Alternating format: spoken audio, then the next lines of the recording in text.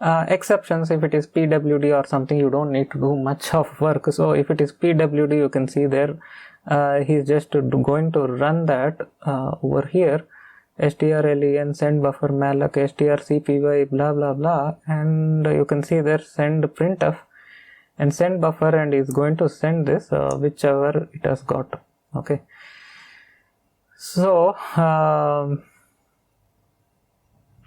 yeah, so if it is PWD, he is doing this, and if it is by, he is doing this free of that and all that, and then he is doing a free, and then he is ending this entire session itself. Okay, so which means the server itself will get stopped. One thing anyway one can do is sometimes you can club this with that signal exit. You can actually write one super API to exit this stuff, and then call that from here, and then it will be doing all this free of these buffers. You can do sometimes in that signal handler also, and then you can have a common exit. I do sometimes in that way.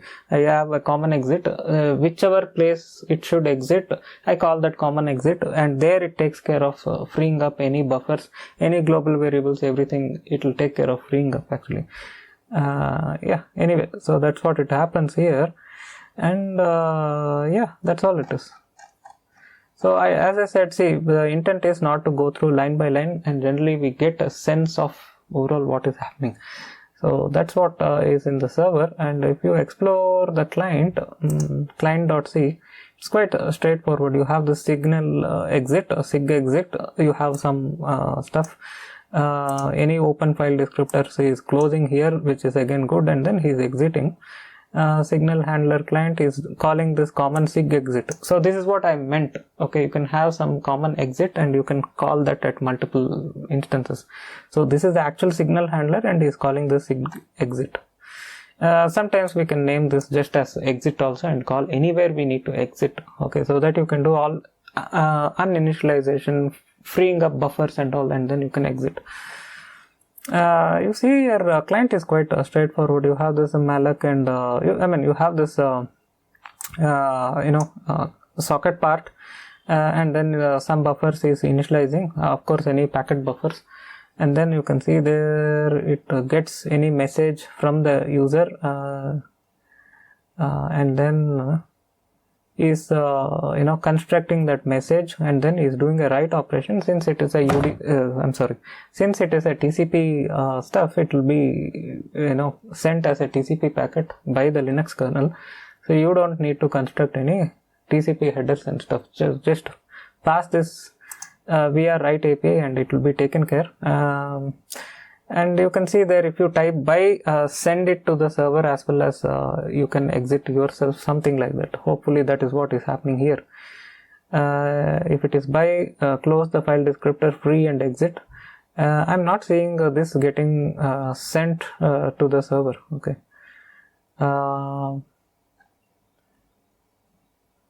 Yeah, it will be sent here, and after that, if it is by, he is checking if it is a by, then do this close operation. So naturally, if it is by, a message will be sent to the server. One of the threads is going to handle that from the job queue, and then it is going to exit itself, and then client also is going to exit itself. You have this stuff. Yeah. We can check these type of things in a weird way. We can debug. See, if it is by, what you do is we can print some timestamp. See, system and date, something like that I can put. Hopefully date is what prints seconds. Okay, so you can see their date. I can put this, and if it takes some second, there is a difference what happens in the server and what happens in the client, then we should able to capture that. See, we keep it here, and the same way common.c, where is that? This by operation. So we can capture the timestamp, which means when exactly server is running, when exactly client is running, we can able to see the difference. Which means since it is asynchronous, we can see what happens after what. Okay. So one thing is clear: it's doing write, indefinite write, which means command is sent already to the server. Server may die already. Okay, which means it may quit already, but who knows, if it happens so fast, by the time even this will run. Okay, so both may run at the same time, or there will be a lag. First the server will stop itself, and then the client. Yeah, let me do a make, and we run the server, and we run this client, and what we do is we type by, and we should able to see it is 38 and this is 38. So like I said, if it is so fast, then it is. So let us see if we have a date with any man date. We can print any milliseconds, who knows.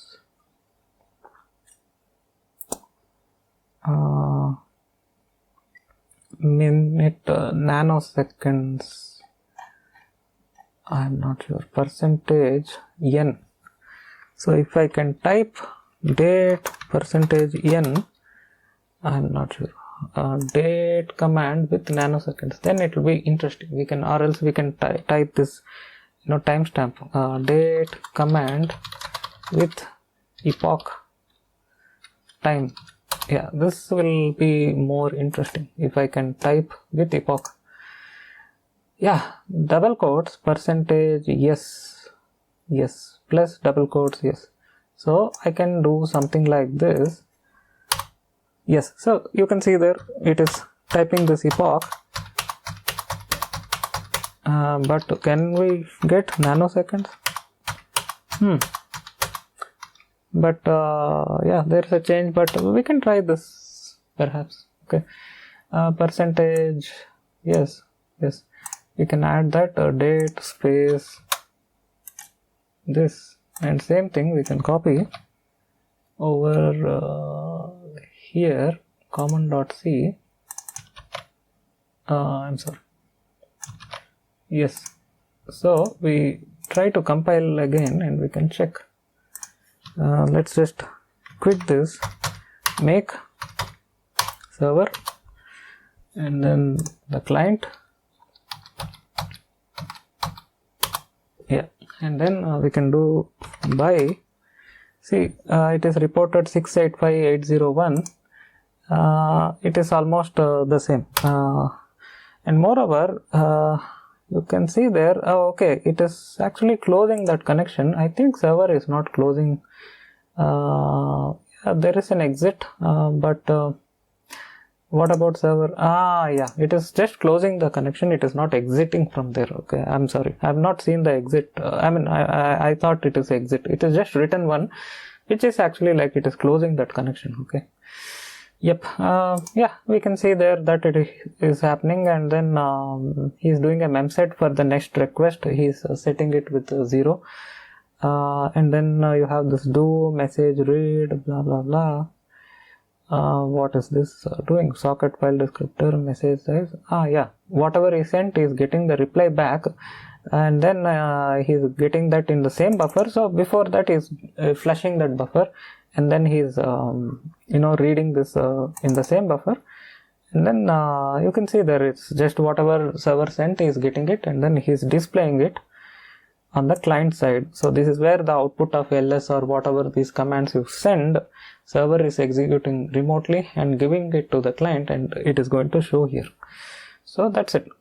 So that's the code. I don't want to go much in depth about this different APIs, because that's not the intent. My intent is to do somewhere I can do a code walk and understand this architecture, because youngsters who usually watches my channel, or beginners or freshers who watches the channel, you can have this type of an approach, and also you can notice the coding, how the code is written. Like I mentioned before, you can see there how neatly he mentioned the variable names, and this is what is a good approach. You should never type something like temp1 to temp2 temp3 and x1 x2 x3 like that, variable names, and also the API names. It should be easy to understand. This is all is the interaction it happened so far with him. Other than that, nothing he mentioned or nor I sent anything. But see the code, how easy to understand. There are of course parts I still don't understand, but as I spend more time, perhaps I can understand, and it is a very good stub code. Like I said, you can take this code and you can write your custom this thing, or you can take this code and fit somewhere in your architecture in case if that looks similar to this. So it's a very, very good code. Okay, you can learn 3 aspects in this code apart from coding standards is the socket stuff, especially for beginners. Okay, after that you have the synchronization part and thread stuff, and you have this overall job queue and stuff like that. Okay, it has this complication because it is actually doing a lot of stuff. Really, his code is fantastic. It is actually doing a lot of stuff, and he wrote it in a way that all together, put together, it is doing that. But it is also simple, easy to understand, and you can actually play around and you can actually build something very useful out of it. Okay, that's the main aspect of this code. That's the main reason I'm covering this in this episode. Okay. So if you have anything to discuss, or if you want to discuss with the author, I'm going to attach this GitHub link, and as well I can get this LinkedIn link. Maybe if we have attached here, perhaps I can add in the video description, or else I can request. I don't want to search in online search and just like that attach. I still want his permission if he is accepting. Well, just a small update. After I finished this video shoot, I noticed I got a mail from Shekhar, and he mentioned he's fine with the photo, and even he attached his photo. You can see there he is Shekhar, and I attached his LinkedIn ID as well. So I was confused earlier which belongs to whom. So you can see there, this is his LinkedIn ID, and looks like he have 6 years of experience in software development. And he worked in this company for 9 months and then 11 months, and this company close to 4.5 years. Okay, yeah. So yeah, he did the graduation in 2013. Interesting. He is from electrical and electronic EC background. He is not from computer science. Yeah, so that is Shekhar. I just thanked him. I just told that I shot the entire episode. I felt that's what, if I shoot this episode tomorrow or something, I'm afraid I may forget certain aspects what I did the code walk. By the way, I just turned off my lights and also changed my dress. I don't want to put bright lights once again. It's already late night. You can see there he just replied, I agree, as the time passes also mind keeps on process other things like CPU. Interesting. Yeah, so this is what we interacted with each other. I just thought I can freely share. So it's interesting. I am going to attach this link as well in the YouTube description, so that in case if you have anything, you can feel free to be in touch. The things like this, you need to learn from some professional like this. That is what is the main thing I always emphasize.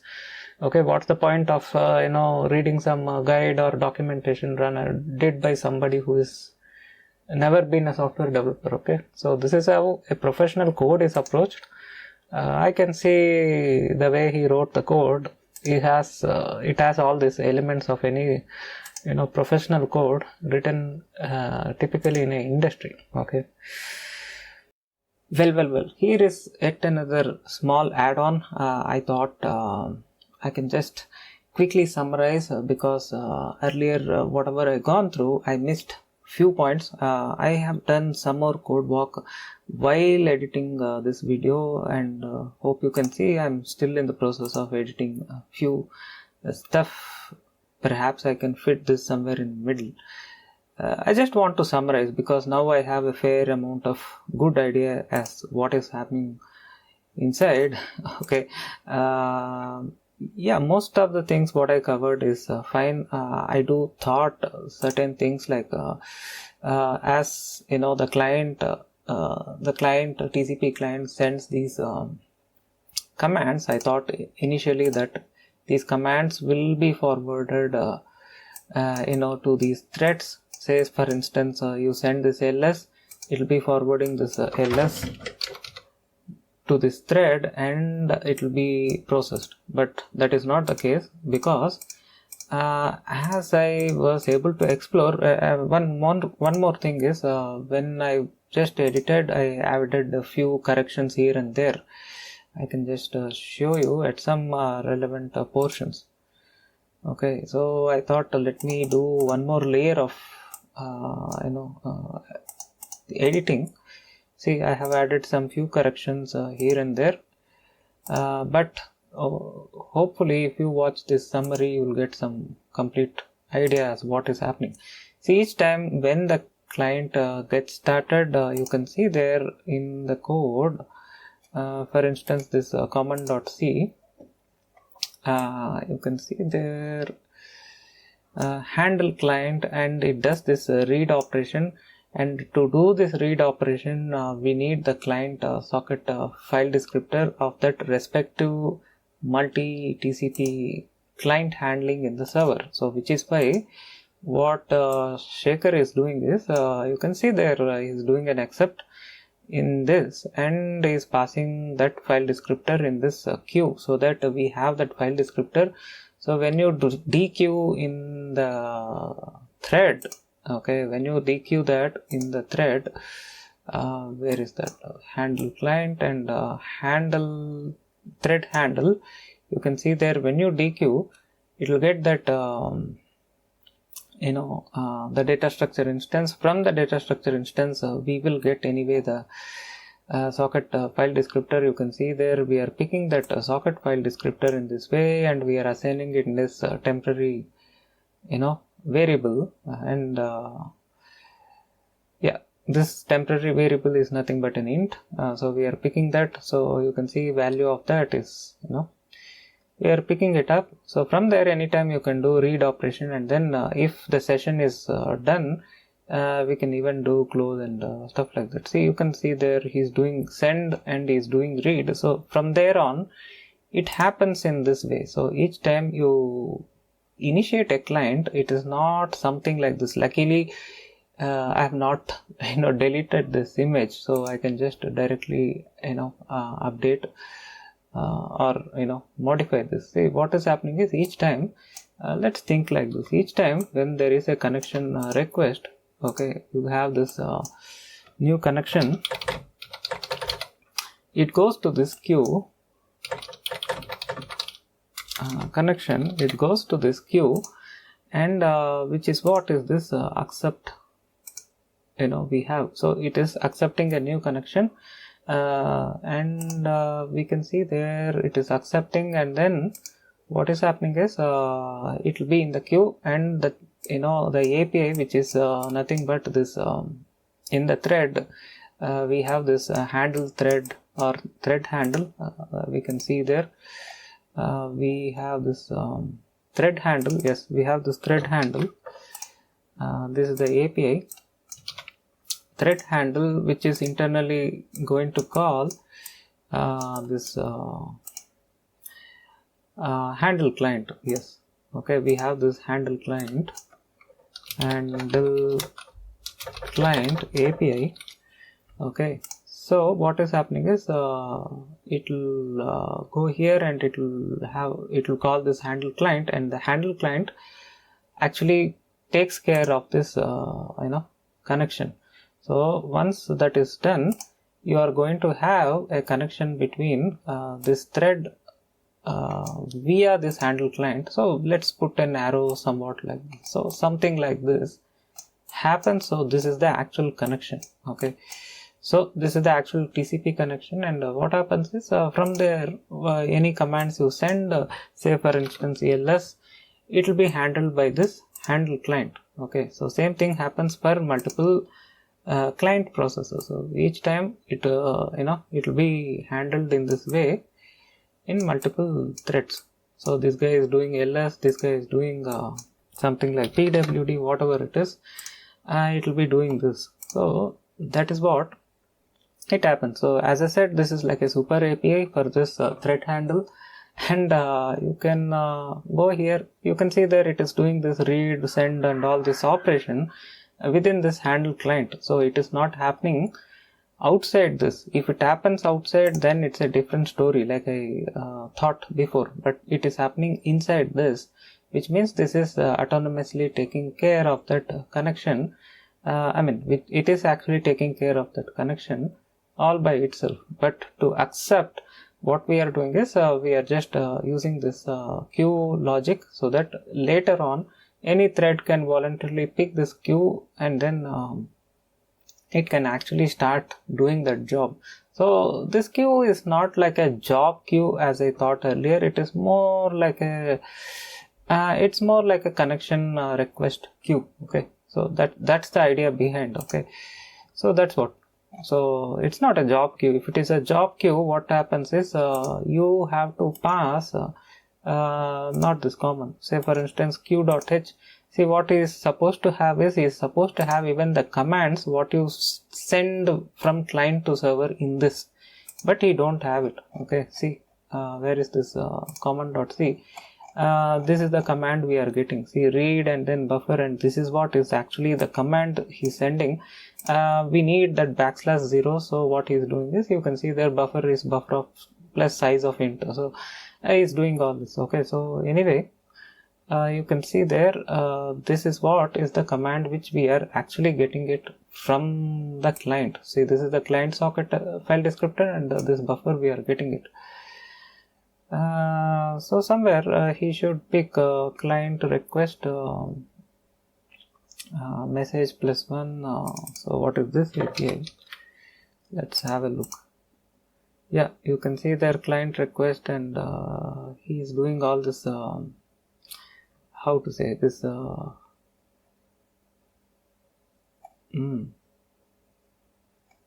yeah, he's doing while data is there, message size, I'm not getting what it is. Yeah, he's trying to parse that command, correct, because he is building that command whatever it is. So in the client.c we can have a look. See, he's sending this what you earlier saw in Wireshark. Luckily even I have saved the Wireshark capture also.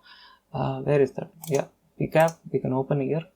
So we can see there what it is requesting is this. You can see there it is 6373 is ASCII, which is for this ls command. After that it has this 2 bytes. So hopefully this it tells that what is the command length, and we can verify with some other example like this. In this case we have this pwd. As you can see there, pwd is 3 characters or 3 bytes. So for this he is setting this as 3. So you need somewhere somehow to parse that in the client server side, which is sent by client. You can see their client is quite simple. You just need to manually set that buffer. You can see that here. Yeah, buffer is this, and is going to count the number of bytes of that command what we have given. Where is that? You have this, and read. Yes, if message is greater than 1, is space, and all that it is doing.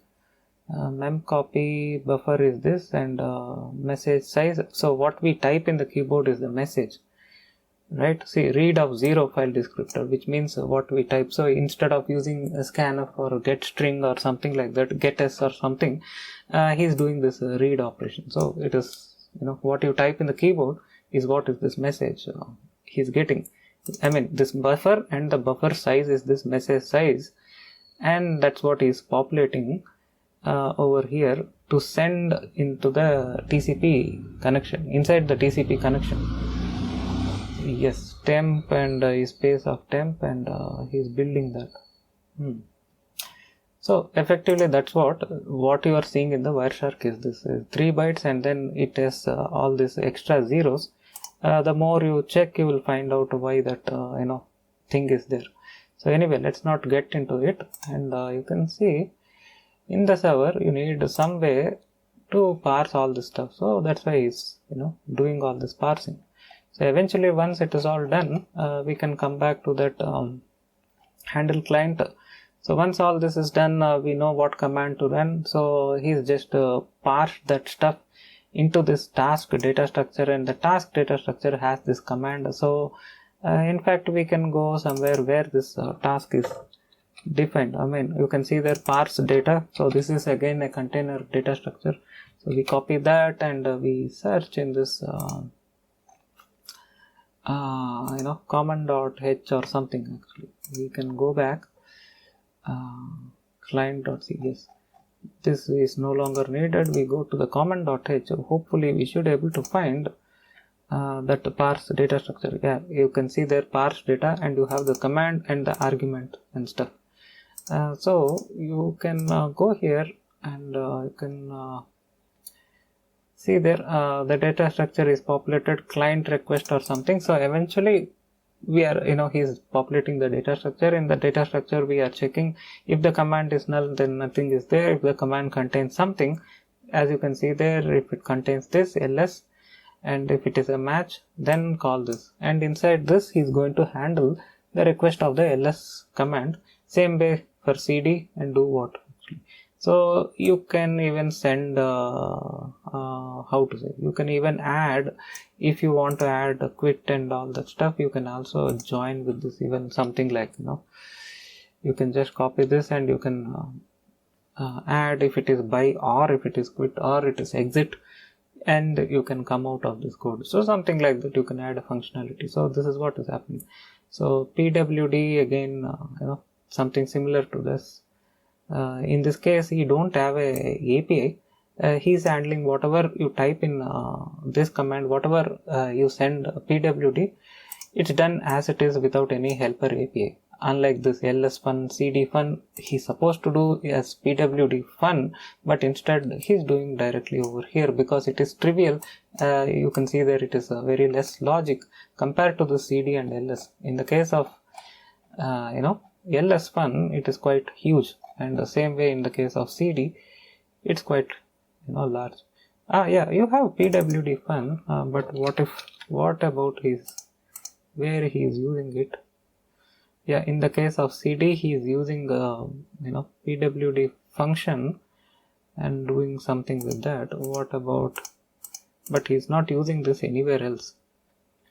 But as a command, if you type pwd, he is going to do this then and there, and then he is sending that buffer. I mean, he is getting the output and is populating in this string, and then he is sending back via this send API directly without calling this extra helper APIs. Yeah, if there are any arguments, you can see there in the case of cd, you have cd and then argument, unlike ls, because ls is a single command. He's not taking arguments like real ls, what you type here, ls minus l. Okay, he's not doing that. So it is just an ls. In this case it is a cd and argument, and in the case of pwd it is just again only the command without any argument. So I hope I'm making sense here. So in the case of cd, since it's a unique thing, you have cd plus argument, he is passing in this way. So it's interesting, very interesting. So if you see the architecture, this is what is happening. So the connections are handled by the threads, and once it is all over, if you type by in the client, it also is propagated in the server. You can see there is freeing up the resources and is returning. The moment it returns, which means handle client is over, it connection, the control comes back over here. You see this is the return, and this do while loop will end, and it will come here, and it will again iterate, and it will look for fresh items in the queue. So it will do once again dequeue, take another item or another connection, and it is going to continue. So the entire objective of queue is to accept and queue TCP connections, but not maintaining those connections. It is just going to accept and put it in the queue. Okay, the maintaining connections are all done by this threads, so that actual load is distributed. Okay, so that's what is overall happening. Okay, so back to the main video. So with this, I would like to conclude this video. Hope you enjoyed the show. If you have anything to discuss with Shekhar, as he is the author of this project, not me. And besides, if you have any Q&A, of course you can discuss in YouTube comments, or send a mail to me which is something related to that but not regarding this code. Be in touch with me via mail. Okay, thanks a lot for joining me. Stay tuned. Have a nice day. Bye bye.